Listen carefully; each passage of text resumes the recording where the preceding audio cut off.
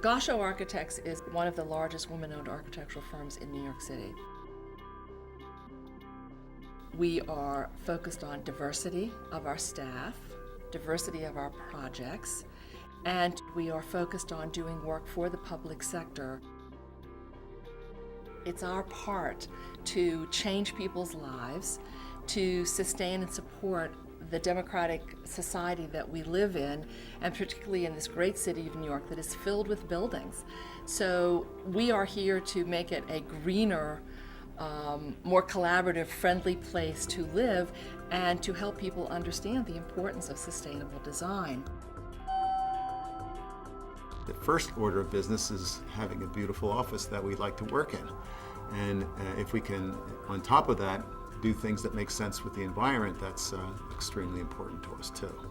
Creating an environment that is very collaborative and makes us want to be together and work together is extraordinarily important to us. And the fact that it's an open office, the fact that there are office spaces, private offices when we need them, sort of in the middle of the space, and the big open offices are close to the light, is not exactly related to green. It's related to common sense and the way we want to live our lives and the way we want to collaborate with our people. Goshow is at the forefront of sustainable design for educational spaces, commercial office spaces, and they really saw this as a great opportunity to demonstrate their capabilities in sustainable design when they're moving their offices. The philosophy itself is what makes the space itself so unique, right? Because Nancy and Eric have taken the time to go out and look for these green initiatives because they believe in it. They've called people together who have the same mindset. You get like-minded people with the same creative bent, wanting to be in the same type of space that is open and flowing with energy and encouraging people to interact with each other and their world and their environment. The USGBC's put out a comprehensive system of criteria for looking at every part of a building and how it interacts with the environment.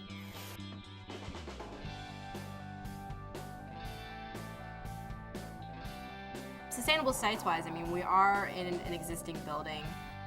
Being in New York City, we are able to take advantage of all of the development credits for the city being close to the subway, close proximity to lots of transportation options. It's a good thing you're in an urban environment and you actually have compact buildings. You have people that walk to work, bike to work, take the subway to work, and I feel like that is a very sustainable way of life. We decided to really focus on the lighting and the lighting control systems as a way of really reducing the energy use of our space. People spend a lot of time working or living in their spaces. It can't just be about putting enough light on a surface so that they can read their documents or type on their keyboard. It has to be about feeling comfortable in that space and feeling that it's a welcoming space and that it's a space that you want to be in for 7 or 8 or 9 or 10 hours a day. Our lighting control system is by a company called Encellium, and each light has its own addressable light switch, and it's then connected in series to our computer system. And we can track what the lights are doing and how much energy is being used.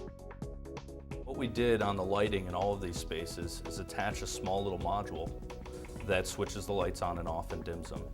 And then we put in occupancy sensors in some of these spaces like the conference room and some of the open office areas.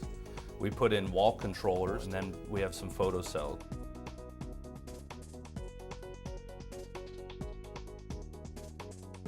All of this information that comes into these very simple hardware pieces is interpreted by a software which runs on a server in their IT room, and then it makes the decisions on how to manage that light. Eventually what it does is it switches off areas of lights in the space where people aren't present at evening hours to save energy. When we were looking for to figure out what our workstations were going to be made of, we definitely had the intention of using a refurbished product, but obviously we also had to meet the requirements of the LEED credits for materials and resources. The philosophy of the company really is, to really support sustainable design and to choose materials that are good for the environment. There's no flammable material, no toxic material. It's made with sawdust droppings, wheat, and stuff like that.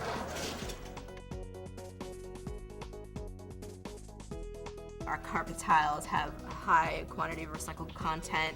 It was an interface carpet product, and they have this product called Tactile. It basically uses this tape to actually adhere the tile to the ground. We used all of the low-emitting materials, the adhesives, the paints were all no VOC. The fact that we were going to be working within this space, while they were painting, it was really truly amazing because there was no odor whatsoever. You had no idea that they were actually painting, and that was a great product. We've done some nanotechnology treatments on our ductwork, and these treatments, these surface treatments, are a technology that actually turns light fixtures and air ducts into air filters. So just by putting this treatment on, we have increased the air filtration. Who doesn't want to be on the cutting edge, right? And so, as an employee, to be able to be a part of something that's new, which nanotechnology is very cool. SAS and Purity are both technologies that reduce germs and clean the air. Indoor air quality is dramatically enhanced by the application of Purity to our windows and to our light fixtures. Purity is light activated. Our product needs to be applied where the light is.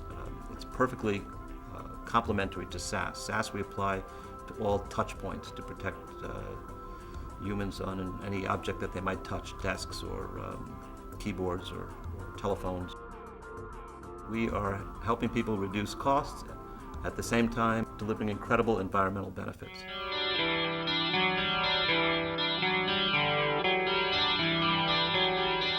Our mantra has always been on college campuses, 21st century buildings for 21st century leaders. To work with the younger generation to create a better world is really important now. So if we're interested in what young people are doing today, in the first instance, it's a corrective measure to cover our tracks and make up for some of the bad things that we've allowed ourselves to do over the years. Green and sustainable design is all about 21st century buildings for citizens who are now being educated in our colleges and universities. That's what excites us about this work.